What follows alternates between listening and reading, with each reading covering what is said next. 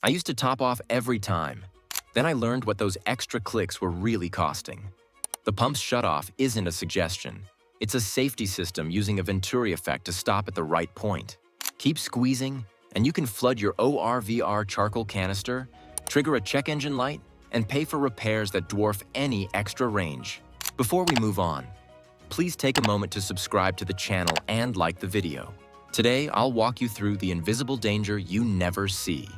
Gasoline expands with heat and needs headspace. No headspace? More spills, more vapors, more risk. I wish someone had told me this sooner. Ever wonder why the nozzle snaps off when your gauge swears you've still got space? That click isn't a pause. It's a safety tripwire designed to stop fuel and vapors from going where they shouldn't. Inside the handle, airflow through a tiny passage keeps a valve open while you're pumping. As the level rises in the filler neck, fuel blocks the sensing port, kills the airflow, and the vacuum trips a latch that shuts the handle. No drama, no guessing, just a precise response to a change in pressure so you don't turn your tank into a splash zone. Here's where people get into trouble. The first instinct after a click is to squeeze again for a few extra miles. That one more squeeze might be the most expensive half cup you ever buy. The same pressure change that told the nozzle to stop is also your warning that vapors don't have a clear path out anymore. Keep forcing liquid in, and you're not just adding fuel. You're shoving it into spaces designed for air. Think about a straw that seals when you dunk your finger over the top. Once the end is under liquid, you're not moving air, and everything locks up. The nozzle works on a similar principle. When the sensing tube sees liquid instead of moving air, flow is supposed to end.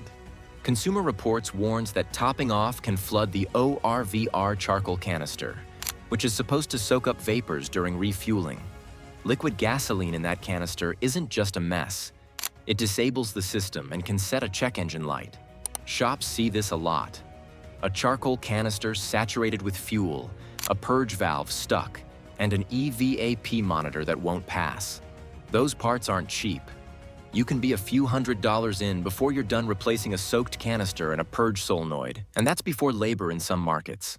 Here's a quick real-world example. A driver chases a rough idle and hard starts for weeks, swapping spark plugs and cleaning a throttle body. The real culprit? Months of topping off. The canister was soaked, the purge valve stuck open at idle, and the engine was sucking vapors like a leaky straw. One repair later, the idle settles, the starts normalize, and the fuel smell disappears.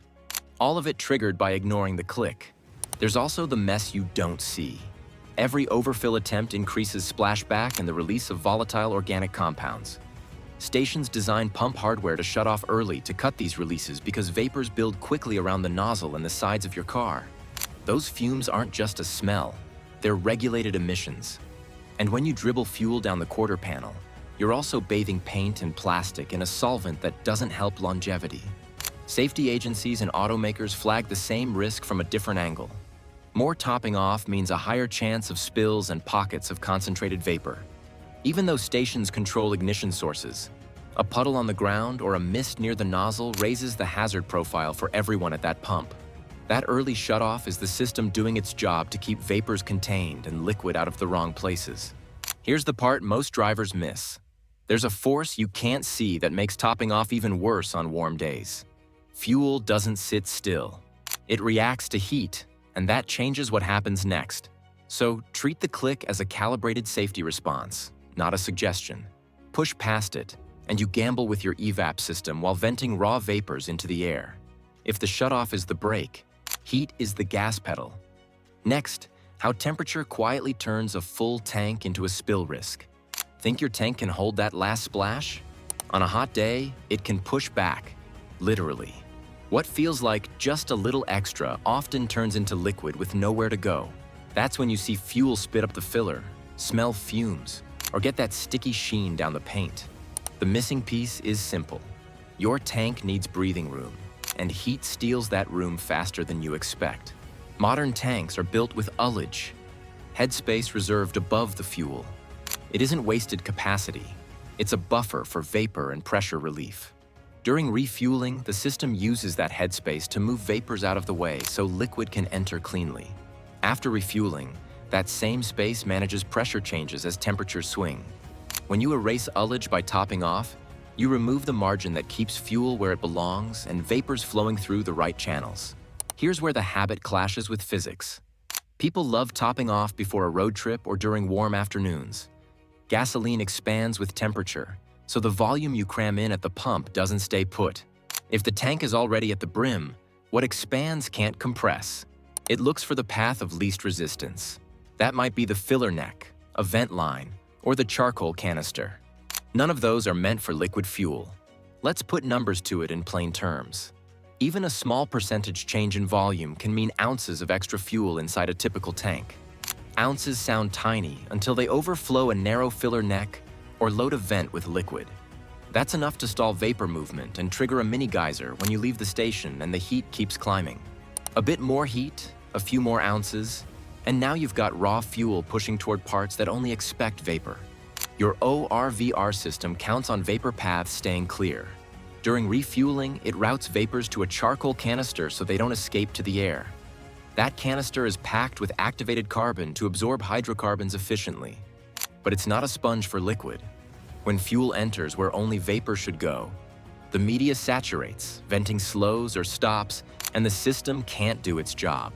Keep forcing it, and you get faults, drivability symptoms, and repair bills you didn't plan for. There's also the safety layer that often gets overlooked. Toyota of Plano warns that hot weather makes gas expand, and that fumes can ignite when exposed to heat or sparks. Stations control obvious ignition sources, but overfilling puts more vapors and potential spills right where traffic, static, and hot surfaces live. Concentrated fumes plus a slick around the nozzle raise the hazard level for you and everyone nearby. Environmentally, topping off means more volatile organic compounds escaping. Those vapors help form smog, which is why pumps and vehicle systems are engineered to capture them. When you block vapor routes with liquid or defeat the pump's shutoff, you undo that design and send more hydrocarbons into the air than the rules and hardware are built to allow. Old habits add to the problem. In places with attendant fueling, like New Jersey and historically Oregon, rounding up to an even dollar became normal. Modern emission systems changed the game. What once passed as a harmless extra splash now risks hardware and air quality. Guidance from regulators and manufacturers points the same way. Stop at the click. Here's the payoff. Heat expansion plus no headspace equals higher spill odds, saturated canisters, and more vapors. Your best move is to stop at the first click and leave room for temperature swings. Now that you know the why, let's finish with how to change the habit without feeling like you're leaving range on the table. The cheapest gallon is the one that doesn't wreck your vapor system. Stop at the first click, and you protect the EVAP components, avoid a fuel smell, and skip repair bills that erase any extra range. Consumer Reports advises against topping off and says to stop as soon as the nozzle clicks off. That simple move keeps vapors contained and your check engine light off.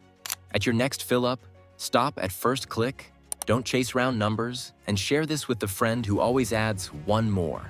Want the science behind shutoffs and ORVR myths tested with real shop data? Comment your car model. We may feature it next.